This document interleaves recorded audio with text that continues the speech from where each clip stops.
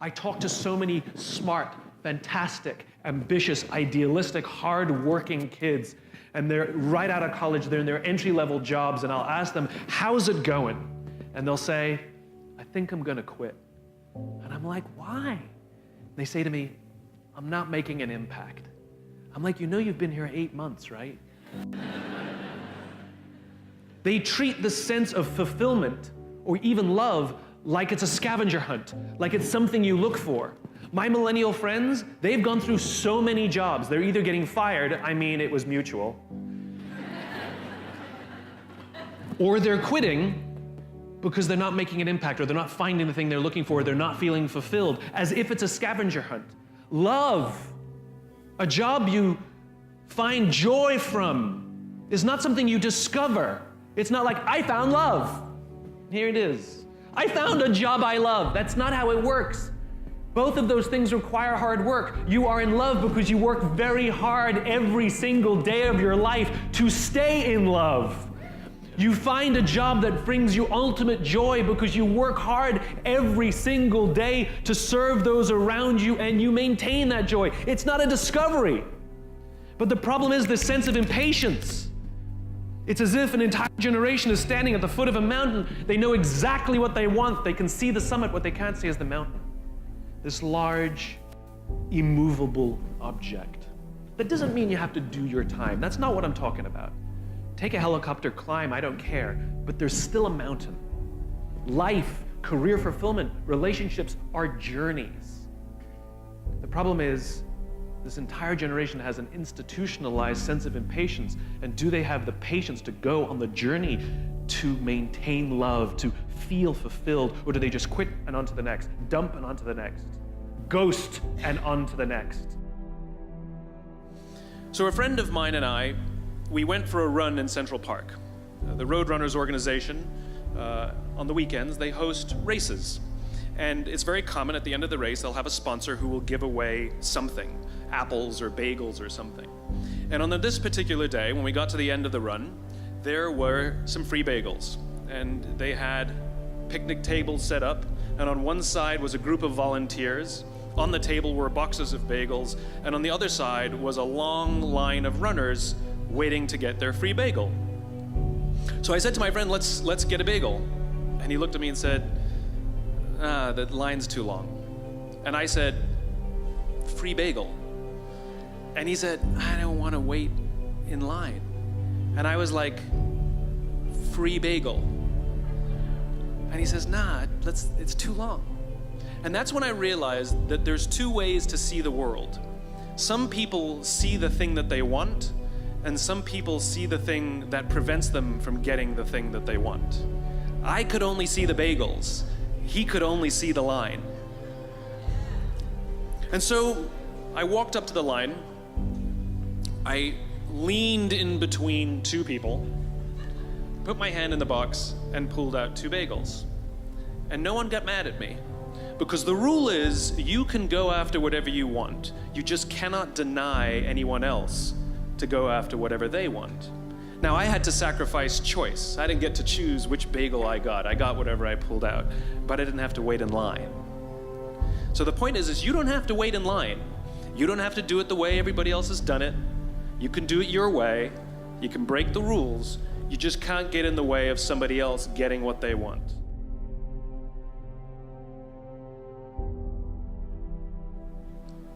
There was something that spread across Europe and eventually made its way to America called puerperal fever, also known as the Black Death of childbed. Basically what was happening is women were giving birth and they would die within 48 hours after giving birth. This Black Death of childbirth was the ravage of Europe, and it got worse and worse and worse over the course of over a century. In some hospitals, it was as high as 70% of women who gave birth who would die as a result of giving birth. But this was the Renaissance. This was the time of empirical data and science, and we had thrown away things like tradition and mysticism. These were men of science, these were doctors. And these doctors and men of science wanted to study and try and find the reason for this Black Death of childbed. And so they got to work studying, and they would study the corpses of the women who had died. And in the morning they would conduct autopsies, and then in the afternoon they would go and deliver babies and finish their rounds. And it wasn't until somewhere in the mid-1800s that Dr. Oliver Wendell Holmes, father of Supreme Court Justice Oliver Wendell Holmes, realized that all of these doctors who were conducting autopsies in the morning weren't washing their hands before they delivered babies in the afternoon. And he pointed it out and said, "Guys, you're the problem." And they ignored him and called him crazy for 30 years. Until finally somebody realized that if they simply washed their hands, it would go away. And that's exactly what happened. When they started sterilizing their instruments and washing their hands, the Black Death of childbed disappeared. My point is, the lesson here is, sometimes you're the problem. We've seen this happen all too recently with our new men of science and empirical studiers and these men of finance who are smarter than the rest of us until the thing collapsed. And they blamed everything else except themselves. And my point is take accountability for your actions. You can take all the credit in the world for the things that you do right, as long as you also take responsibility for the things you do wrong. It must be a balanced equation. You don't get it one way and not the other. You get to take credit when you also take accountability. Performing under pressure, whether it's me or anybody else, is the same. You know, I have the same pressures as anyone else. There's time, there's performance, there's financial. I mean, there's deadlines. My pressures are not unique. The situations may be different, but everybody has the same kinds of pressures. But what I find fascinating is the interpretation of the stimuli. Let me explain. So I was watching the Olympics, this last Summer Olympics, and I was amazed at how bad the questions were that the reporters would ask all the athletes. And almost always, they asked the same question, whether they were about to compete or after they competed. Were you nervous, right? And to a T, all the athletes went, no, right? And what I realized is it's not that they're not nervous, it's their interpretation of what's happening in their bodies. I mean, what happens when you're nervous, right? Your heart rate starts to go, you sort of get a little tense, you get a little sweaty, right? You have expectation of what's coming, and we interpret that as, I'm nervous. Now, what's the interpretation of excited? Your heart rate starts to go, you're anticipating what's coming, right? You get a little sort of like tense. It's all the same thing, it's the same stimuli. Except these athletes, these Olympic quality athletes, have learned to interpret the stimuli that the rest of us would say as nervous as excited. They all say the same thing. No, I'm not nervous, I'm excited. And so I've actually practiced it just to tell myself when I start to get nervous that this is excitement. You know? And so I used to speak in front of a large audience, and somebody'd say, how do you feel? I used to say, a little nervous. Now when somebody says, how do you feel? I'm like, really excited, actually. And it came from just sort of telling myself, no, this is excitement. And it becomes a little bit automatic later on. But it's kind of a remarkable thing to deal with pressure by interpreting what your body is experiencing as excitement rather than nerves. And it's really kind of effective. It makes you want to rush forwards rather than pull back, and yet it's the same experience. At the Education Summit for Microsoft, I would say that 70% of the executives spent about 70% of their presentations talking about how to beat Apple. At the Apple Education Summit, 100% of the executives spent 100% of their presentations talking about how to help teachers teach and how to help students learn. One is playing this way, and one is playing that way. One is playing finite, and the other one is playing infinite. Guess which one gets frustrated?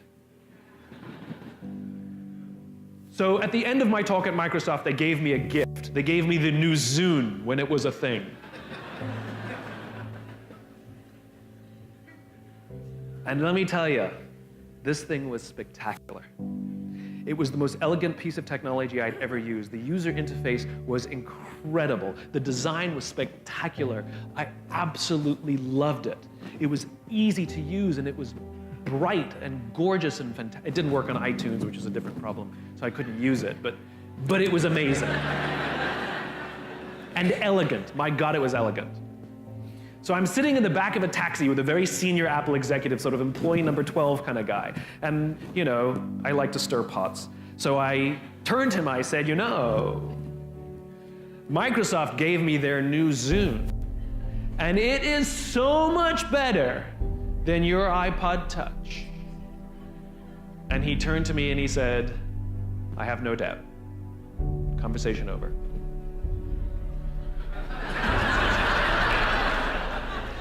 Because the infinite player understands sometimes you're ahead and sometimes you're behind. Sometimes your product is better and sometimes it's worse. The goal isn't to be the best every day. The goal isn't to outdo your competition every day. That's a finite construction. If I had said to Microsoft, I've got the new iPod Touch and it's so much better than your Zune, they would have said, can we see it? What does it do? React, react, react, react. Finite players play to beat the people around them. Infinite players play to be better than themselves. To wake up every single day and say, how can we make our company a better version of itself today than it was yesterday? How can we create a product this week that's better than the product we created last week? We also have to play the infinite game. It's not about being ranked number one. It's not about having more followers on Twitter than your friends. It's not about outdoing anyone. It's about how to outdo yourself. It's not about selling more books or getting more TED views than somebody else. It's about how to make sure that the work that you're producing is better than the work you produced before. You are your competition. And that is what ensures you stay in the game the longest. And that is what ensures you find joy. Because the joy comes not from comparison, but from advancement. I'm at my best when I'm around people who believe what I believe. I know it seems silly, but I try very, very hard to sort of stack the deck, to put myself in a position of strength. So for example, somebody asked me just yesterday, have you ever had sort of a bad, engagement? And I was thinking to myself, I'm like, not really. But it's not because I'm some sort of genius or anything like that. It's because I stack the deck. It's because I want to be there. I want to be around people who want me there. In other words, if I'm somebody's 10th choice, I'll probably turn it down.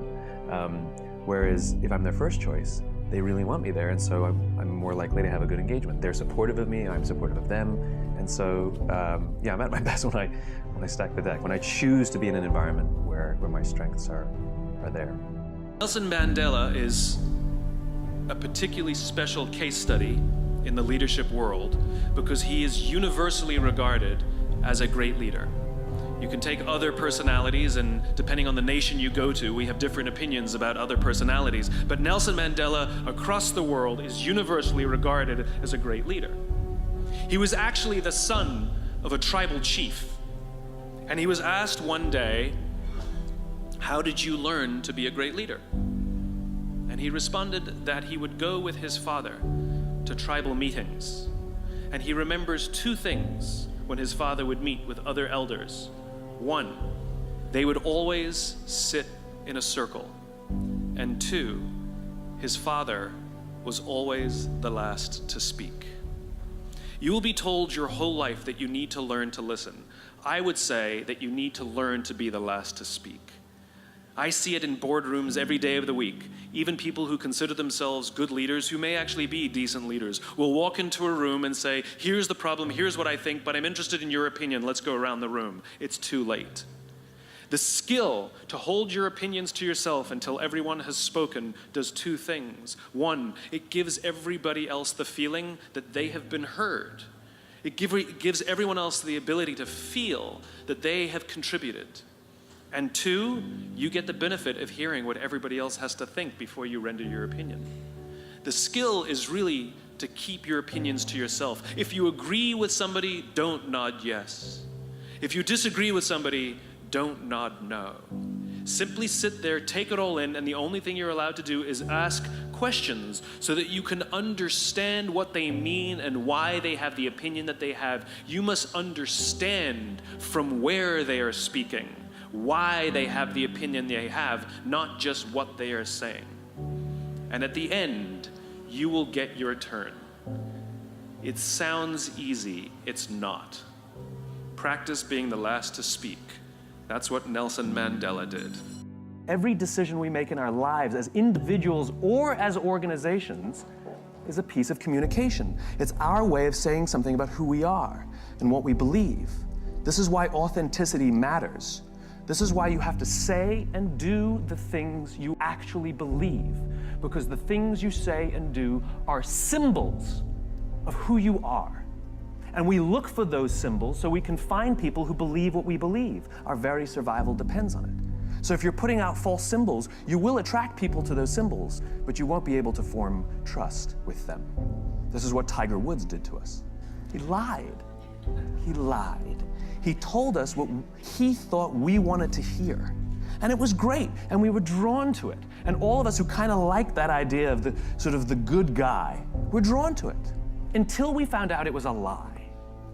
He could have been the bad boy of golf. He could have had all the same endorsements and had a fantastic career and still been hailed as one of the great athletes of our day. But he didn't. He chose to lie. Good luck forming trust again, Tiger. We don't believe you. We don't trust you. The goal of putting something out there, if you say what you believe and you do what you believe, you will attract people who believe what you believe. If you go to one of your friends and you say to one of your friends, "How would you like me to dress so that you'll like me better? How would you want me to address you? How do you want me to speak so that you'll like me more?" Right? Your friends are going to look at you and be like, "What are you talking about?" You're like, come on. What should I wear so that you'll find me more appealing? And how would you like me to speak to you so that you'll like me more? And your friends are going to tell you, "Just be yourself. That's why I like you. Just be yourself." Now think about what we do in industry. What do? We do market research, and we go out and we ask the customers, what kind of things, what style should we speak to you? How should we decorate ourselves? What kind of things are you drawn to so that we can do those things so you'll like us more? It's just as ridiculous. It's just as ridiculous. Organizations should say and do the things they actually believe, and they will attract people who believe what they believe. Or they can choose to lie, and at the slightest hint that they might be lying, cynicism sets in. And people start saying, "I'm not sure I can trust these guys," because there's not a lot of consistency in all the things they say and do, which means they can't have a very strong belief set, or they're lying to me. And we call them inauthentic. The entire process of asking other people who we should be is inauthentic. That's hilarious to me. All these positioning studies we do are inherent. We're going to do a study to find out from people so we can be more authentic. That's hilarious. Say and do what you actually believe, and the symbols you put out there, the things you say and the things you do, those red hats are ways that people can find you. What you have the ability to do as designers is create those symbols and allow people to use those things to say something about who they are. Work for companies, work for clients, work for people who you believe what they believe. Show up and feel a part of something bigger than yourself. And your part is to put what they believe into pictures and words and symbols and graphics so that other people can use those things to say something about who they are. People put Harley-Davidson logos on their body to say something about who they are. Corporate logo. Ain't no Procter & Gamble's tattooed on anybody's arm. Because Harley means something. They stand for something. People put that tattoo on there not to tell you that they own a motorcycle. They put that tattoo there to tell you something about themselves. You ever see anybody with a Mac laptop put a sticker over that beautiful shining apple? Ain't never gonna happen. Then how will you know who I am? Do you ever see anybody with a PC break out the Windex to clean out their computer? Mac people? Have you ever seen a dirty Mac? Doesn't exist. Does not exist. Why? Because it's who I am. These are symbols we use. The companies that are crystal clear in what they believe, and they're disciplined in how they do it, and they're consistent in what they do, and everything they say and everything they do serves as a symbol of the set of values and beliefs. We use those symbols to say something about who we are. We surround ourselves with the people and the products and the brands that say something about who we are. And when we can find the people who believe what we believe, we're weirdly drawn to them because our very survival depends on it. We need it. And so the more you can give of yourself, the more you can give of what you believe, the more you can with discipline, say and do the things you actually believe, strange things start to happen. Passion is not an actionable word.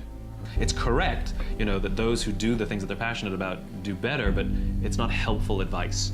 And so the question is, where does passion come from? Passion is a result. Passion is an energy. Passion is the feeling you have when you're engaged in something that you love. Passion is the feeling you have that you would probably do this for free, and you can't believe somebody pays you to do it, And I think we mistake that passion is something we do in our private lives, but it shouldn't be done, in our careers, for example. And I'm a firm believer that you are who you are. And anybody who says, I'm different at home than I am at work, in one of those two places, you're lying. And the goal is to make everything you do in home and at work something that you have excitement to do. So how do you find the things that you're excited to do? Well, it's actually easier than you think. What are the things that you love to do? What are the things that you would do for free? How can you recreate that feeling and be paid for it? So what are the things that I do on the weekend, right? I love, I'm very involved in the art world. I love to go to museums and galleries, but I love to go see dance and performances because I want to see how others are interpreting the world. So that inspires me. New ideas, new thoughts, new ways of looking at the world are things that interest me privately, and I seek it out and pay money for it, right? So does that mean I have to have a career in the arts? No, it means I have to have a career where new ideas are explored, where people are experimenting and trying things out, and I have to explore new ideas and try things out, and I'm just as excited to go to work every day as I am to go do something on a Saturday night. And so the idea of finding your passion is ironically simple because you should be doing stuff that you enjoy sometimes. What is the stuff that you enjoy, and then what is the stuff that you love? Who are the people that you love, and what do they all have in common? How do you explain when things don't go as we assume? Or better, how do you explain when others are able to achieve things that seem to defy all of the assumptions? For example, why is Apple so innovative? Year after year after year after year, they're more innovative than all their competition. And yet they're just a computer company. They're just like everyone else. They have the same access to the same talent, the same agencies, the same consultants, the same media. Then why is it that they seem to have something different? Why is it that Martin Luther King led the civil rights movement? He wasn't the only man who suffered in a pre-civil rights America, and he certainly wasn't the only great orator of the day. Why him? And why is it that the Wright brothers were able to figure out controlled powered manned flight when there were certainly other teams who were better qualified, better funded, and they didn't achieve powered manned flight, and the Wright brothers beat them to it? There's something else at play here.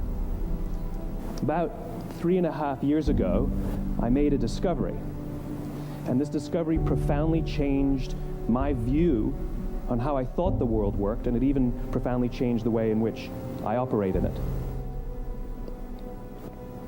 As it turns out, there's a pattern. As it turns out, all the great and inspiring leaders and organizations in the world, whether it's Apple or Martin Luther King or the Wright brothers, they all think, act, and communicate the exact same way, and it's the complete opposite to everyone else. All I did was codify it. And it's probably the world's simplest idea. I call it the golden circle.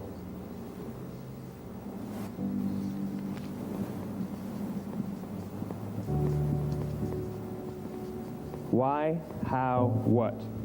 This little idea explains why some organizations and some leaders are able to inspire where others aren't. Let me define the terms really quickly. Every single person, every single organization on the planet knows what they do 100%. Some know how they do it, whether you call it your differentiating value proposition or your proprietary process or your USP. But very, very few people or organizations know why they do what they do. And by why, I don't mean to make a profit. That's a result. It's always a result. By why, I mean what's your purpose? What's your cause? What's your belief?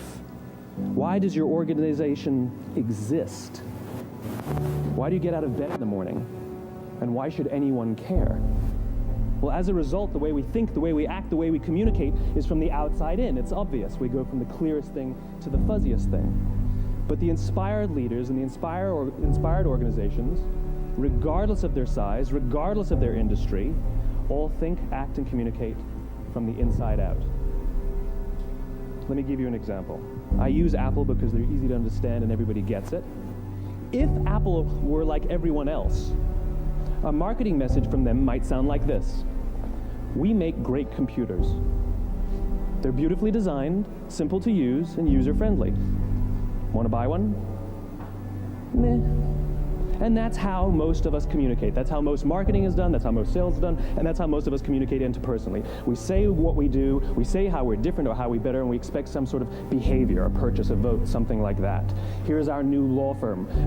We have the best lawyers with the biggest clients. We have, we always perform for our clients, do business with us. Here's our new car. It gets great gas mileage. It has, leather seats. Buy our car.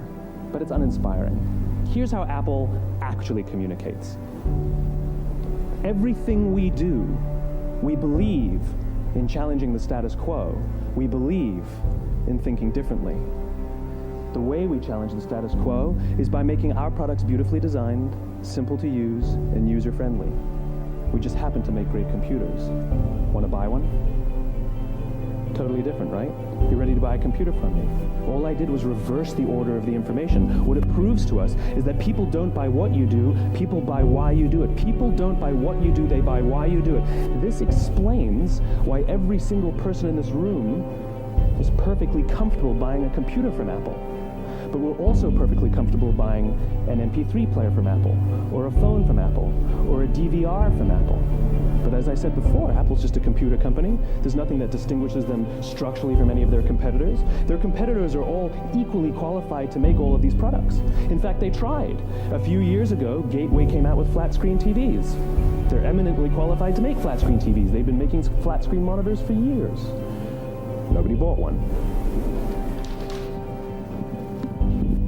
And Dell came out with MP3 players and PDAs. And they make great quality products, and they can make perfectly well-designed products, and nobody bought one. In fact, talking about it now, we can't even imagine buying an MP3 player from Dell. Why would you buy an MP3 player from a computer company? But we do it every day. People don't buy what you do, they buy why you do it. The goal is not to do business with everybody who needs what you have. The goal is to do business with people who believe what you believe. Here's the best part. None of what I'm telling you is my opinion. It's all grounded in the tenets of biology, not psychology, biology. If you look at a cross-section of the human brain, looking from the top down, what you see is the human brain is actually broken into three major components that correlate perfectly with the golden circle.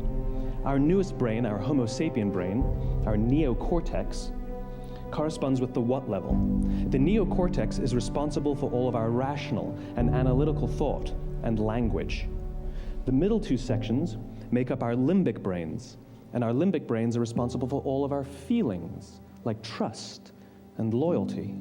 It's also responsible for all human behavior, all decision-making, and it has no capacity for language. In other words, when we communicate from the outside in, yes, people can understand vast amounts of complicated information like features and benefits and facts and figures. It just doesn't drive behavior. When we communicate from the inside out, we're talking directly to the part of the brain that controls behavior, and then we allow people to rationalize it with the tangible things we say and do. This is where gut decisions come from. Sometimes you can give somebody all the facts and your figures, and they say, I know what all the facts and details say, but it just doesn't feel right. Why would we use that verb? It doesn't feel right. Because the part of the brain that controls decision-making doesn't control language. And the best we can muster up is, I don't know, it just doesn't feel right. Or sometimes you say you're leading with your heart, or you're leading with your soul. Well, I hate to break it to you, those aren't other body parts controlling your behavior. It's all happening here in your limbic brain, the part of the brain that controls decision-making and not language. But if you don't know why you do what you do, and people respond to why you do what you do, then how will anybody How will you ever get people to vote for you or buy something from you, or more importantly, be loyal and want to be a part of what it is that you do? Again, the goal is not just to sell people who need what you have. The goal is to sell to people who believe what you believe. The goal is not just to hire people who need a job. It's to hire people who believe what you believe. I always say that, there's if you hire people just because they can do a job, they'll work for your money. But if you hire people who believe what you believe, they work for you with blood and sweat and tears.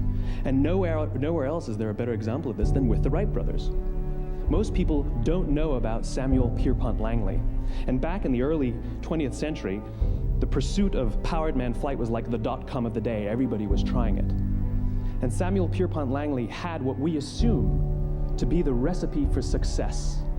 I mean, even now, when you ask people, why did your product or why did your company fail? And people always give you the same permutation of the same three things.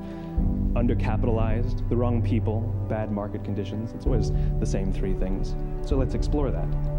Samuel Pierpont Langley was given $50,000 by the War Department to figure out this flying machine. Money was no problem.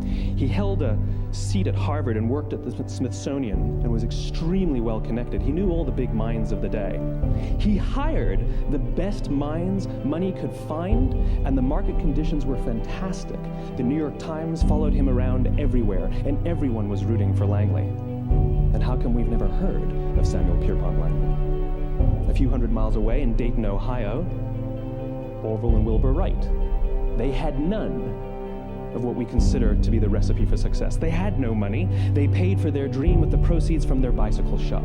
Not a single person on the Wright brothers' team had a college education, not even Orville or Wilbur. And the New York Times followed them around nowhere.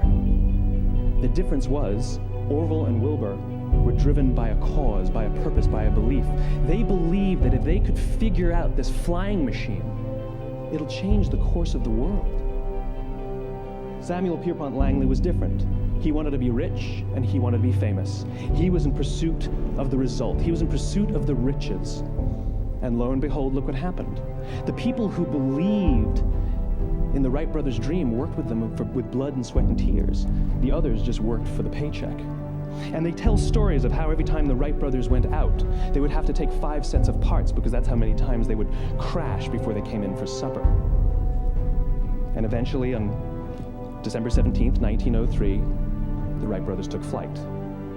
And no one was there to even experience it. We found out about it a few days later. And further proof that Langley was motivated by the wrong thing, the day the Wright brothers took flight, he quit. He could have said, that's an amazing discovery, guys. Now we'll improve upon your technology. But he didn't. He wasn't first. He didn't get rich. He didn't get famous. So he quit. People don't buy what you do, they buy why you do it. And if you talk about what you believe, you will attract those who believe what you believe. Well, why is it important to attract those who believe what you believe? Something called the law of diffusion of innovation. And if you don't know the law, you definitely know the terminology. The first 2.5% of our population are our innovators. The next 13.5% of our population are our early adopters. The next 34% are your early majority, your late majority, and your laggards. The only reason these people buy touch-tone phones is because you can't buy rotary phones anymore. We all sit at various places at various times on the scale, but what the law of diffusion of innovation tells us is that if you want mass market success or mass market acceptance of an idea, you cannot have it until you achieve this tipping point between 15 and 18% market penetration, and then the system tips. And I love asking businesses, what's your conversion on new business? And they love to tell you, oh, it's about 10%, proudly. Well, you can trip over 10% of the customers. We all have about 10% who just get it. That's how we describe them, right? That's like that gut feeling, oh, they just get it. The problem is, how do you find the ones that just get it before you're doing business with them versus the ones who don't get it? So it's this here, this little gap, that you have to close, as Geoffrey Moore calls it, crossing the chasm. Because you see, the early majority will not try something until someone else has tried it first. And these guys, the innovators and the early adopters, they're comfortable making those gut decisions. They're more comfortable making those intuitive decisions that are driven by what they believe about the world. and not just what product is available. These are the people who stood online for 6 hours to buy an iPhone when they first came out, when you could have just walked into the store the next week and bought one off the shelf. These are the people who spent $40,000 on flat screen TVs when they first came out, even though the technology was substandard. And by the way, they didn't do it because the technology was so great. They did it for themselves. It's because they wanted to be first. People don't buy what you do, they buy why you do it. And what you do simply proves what you believe. In fact, people will do the things that prove what they believe. The reason that person bought the iPhone in the first 6 hours, or stood in line for 6 hours, was because of what they believed about the world and how they wanted everybody to see them. They were first. People don't buy what you do, they buy why you do it. So let me give you a famous example, a famous failure and a famous success of the law of diffusion of innovation. First, the famous failure. It's a commercial example. As we said before a second ago, the recipe for success is money and the right people and the right marketing conditions, right? You should have success then. Look at TiVo. From the time TiVo came out about 8 or 9 years ago to this current day, they are the single highest quality product on the market. Hands down, there is no dispute. They were extremely well funded. Market conditions were fantastic. I mean, we use TiVo as a verb. I TiVo stuff on my piece of junk Time Warner DVR all the time. But TiVo is a commercial failure. They've never made money. And when they went IPO, their stock was at about $30 or $40 and then plummeted, and it's never traded above 10. In fact, I don't think it's even traded above 6, except for a couple of little spikes. Because you see, when TiVo launched their product, they told us all what they had. They said, we have a product that pauses live TV, skips commercials, rewinds live TV, and memorizes your viewing habits without you even asking. And the cynical majority said, we don't believe you, we don't need it, we don't like it, you're scaring us. What if they had said, if you're the kind of person who likes to have total control over every aspect of your life, boy, do we have a product for you. It pauses live TV, skips commercials, memorizes your viewing habits, etc., etc. People don't buy what you do, they buy why you do it, and what you do simply serves as the proof of what you believe. Now let me give you a successful example of the law of diffusion of innovation. In the summer of 1963, 250,000 people showed up on the Mall in Washington to hear Dr. King speak. They sent out no invitations, and there was no website to check the date. How do you do that? Well, Dr. King wasn't the only man in America who was a great orator. He wasn't the only man in America who suffered in a pre-civil rights America. In fact, some of his ideas were bad, but he had a gift. He didn't go around telling people what needed to change in America. He went around and told people what he believed. I believe, I believe, I believe, he told people. And people who believed what he believed took his cause and they made it their own, and they told people. And some of those people created structures to get the word out to even more people. And lo and behold, 250,000 people showed up on the right day, on the right time to hear him speak. How many of them showed up for him? 0. They showed up for themselves. It's what they believed about America that got them to travel on a bus for 8 hours to stand in the sun in Washington in the middle of August. It's what they believed, and it wasn't about black versus white. 25% of the audience was white. Dr. King believed that there are 2 types of laws in this world, those that are made by a higher authority and those that are made by man. And not until all the laws that are made by man are consistent with the laws that are made by the higher authority will we live in a just world. It just so happens that the civil rights movement was the perfect thing to help him bring his cause to life. We followed not for him, but for ourselves. And by the way, he gave the I have a dream speech, not the I have a plan speech. Listen to politicians now with their comprehensive 12-point plans. They're not inspiring anybody. Because there are leaders and there are those who lead. Leaders hold a position of power or authority, but those who lead inspire us. Whether they're individuals or organizations, we follow those who lead, not because we have to, but because we want to. We follow those who lead, not for them, but for ourselves. And it's those who start with why that have the ability to inspire those around them or find others who inspire them. Thank you very much.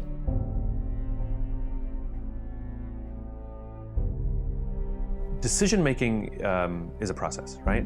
The question is, what filters are you using to make decisions? Are you making decisions based on the financial rewards? Are you making decisions based on how easy the work will be? I mean, I remember in college, they would give you this book where all the students would rate the classes, and they would rate things like how easy the class was and how much they liked the professor. And the first year, I picked all my classes based on workload, and I picked everything a low workload, and pretty bored. Didn't work very hard, which was fine, but nothing was dynamic and nothing really excited me. And I, thank goodness, learned that. And so the second year, I picked all my classes by professor rating, regardless of the workload. So every class I had these dynamic, amazing, incredible human beings passing on their knowledge, and you were excited to work hard for them, And so again, the question is, what are the filters we're using? And so if you're only chasing the mighty dollar, then you will have jobs that'll pay you a little more than the last, but are you enjoying yourself? And I talked to a guy recently who he's in bad shape. Like, he really hates his life, and he's really depressed, and he doesn't know what to do. And so we were going through all his old jobs, and I said, give me a job that you've loved. And he hadn't. Every single job he's chosen out of college, he picked because of the money, and if something offered him more somewhere else, he took it, regardless. And the amazing thing is he plateaued, because if you're only chasing the result, if you're only chasing the thing that makes it easy, right? Then eventually you will get bored, or they'll get bored of you, right? And you plateau. In other words, chasing the almighty dollar, if that's your only thing, it eventually flattens out. Whereas if you're chasing the thing that excites you, the human beings to be around, the work that excites you, the stuff that you can get passionate about, the irony is you'll actually make way more, right? Because you're excited, and they appreciate your excitement, and they reward your excitement, and you're better at your work because you want to work harder and all of that stuff. You don't have to strain to work harder. So decision making is simply a matter of filters, and so I've made decisions in my life that I would rather be happy than right. I'd rather do good than get rich, and so the decisions I make put me in positions where when I leave any engagement, when I leave any meeting, I feel that I've contributed, right? Rare are the times anymore where you walk away going, just think of the money, just think of the money, think of the money, because it doesn't feel nice. And the experience I have, I don't enjoy traveling to them, and I don't enjoy traveling home. Where if I have an amazing experience, I am looking forward to getting there, and I'm excited when I leave. Yeah. So it's just decision making is just a matter of what filters you use, and if you're good about keeping those filters up and clear, then make your decisions. I don't judge anybody by how if they choose to use different filters. These are just the filters I choose to live my life. Not right or wrong, just those are my decisions. That's my filter. How can you help the human race? How can you help the human race, the human species, progress? I'm not joking either. This is something I think we all have to be aware of. At the end of the day, the human animal is a social animal. And our very survival depends on our ability to form communities, to form cultures. What's a community? What's a culture? It's a group of people with a common set of values and beliefs, right? What's a country? It's a group of people with a common set of values and beliefs. What's a company? It should be a group of people with a common set of values and beliefs. When we're surrounded by people who believe what we believe, something remarkable happens. Trust emerges. And make no mistake of it, trust is a feeling, a distinctly human feeling. We all have friends who are total screw-ups, and yet we still trust them, right? Trust is not a checklist. Simply doing everything you say you're going to do does not mean people will inherently trust you. It just means you're reliable. We need trust, right? We need trust. When we're surrounded by people who believe what we believe, and trust starts to emerge, when we trust them and they trust us, we're more willing to take risks.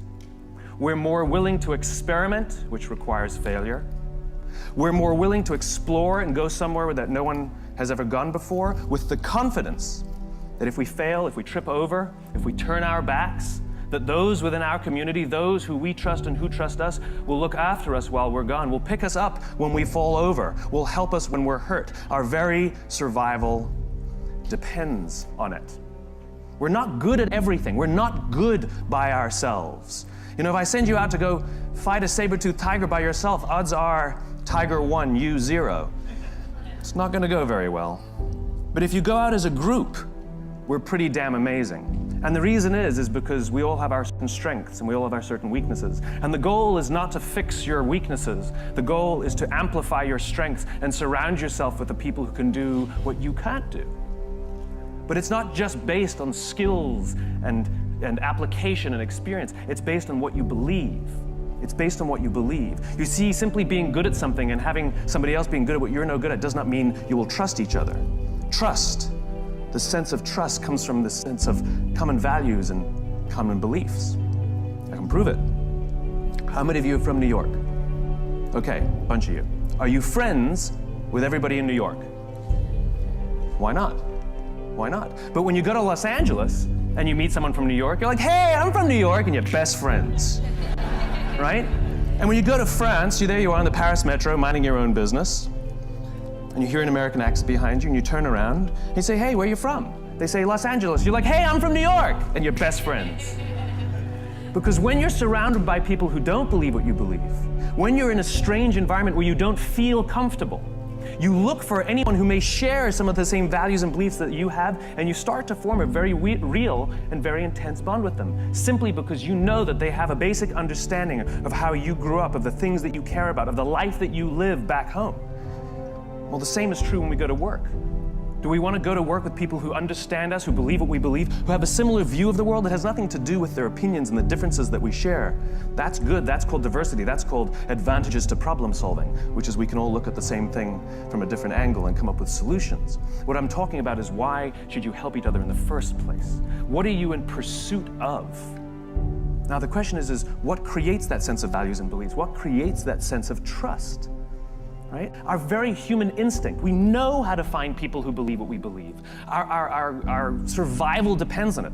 We're biologically gifted with this idea. If I ask you to go out in the street and find all the people who believe what you believe, you know exactly what to do.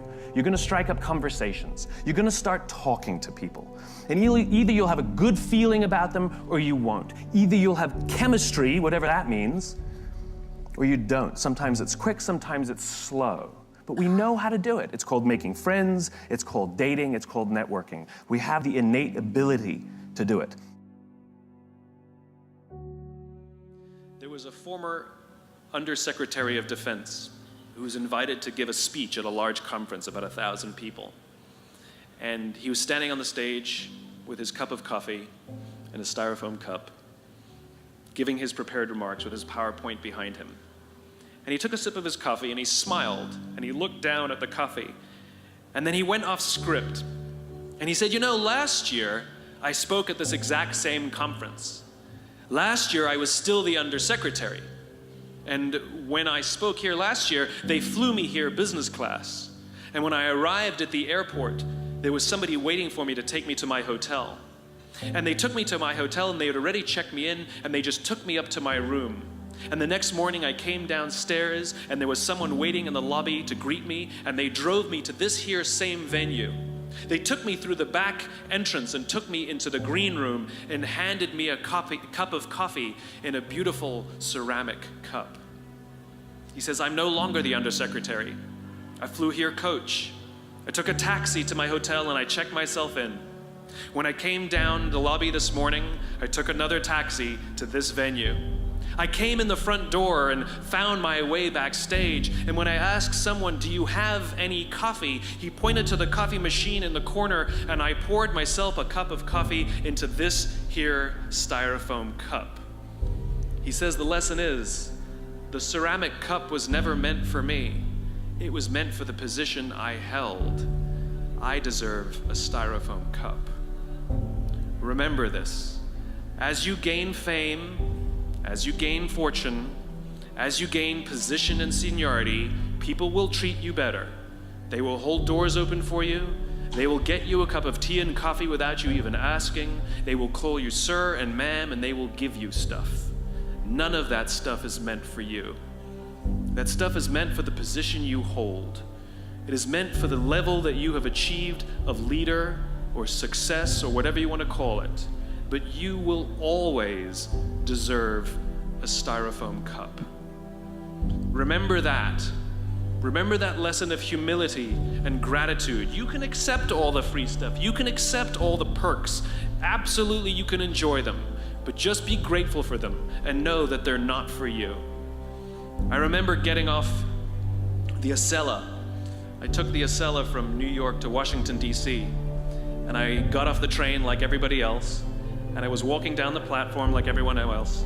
And I walked past General Nordy Schwartz, who used to be the chief of staff of the United States Air Force, the head of the Air Force.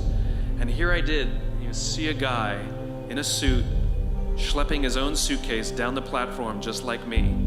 And just a couple months ago, he was flying on private jets and he had an entourage and other people carried his luggage.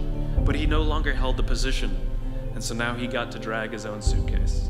And never did it sort of remind me more that none of us deserve the perks that we get. We all deserve a styrofoam cup.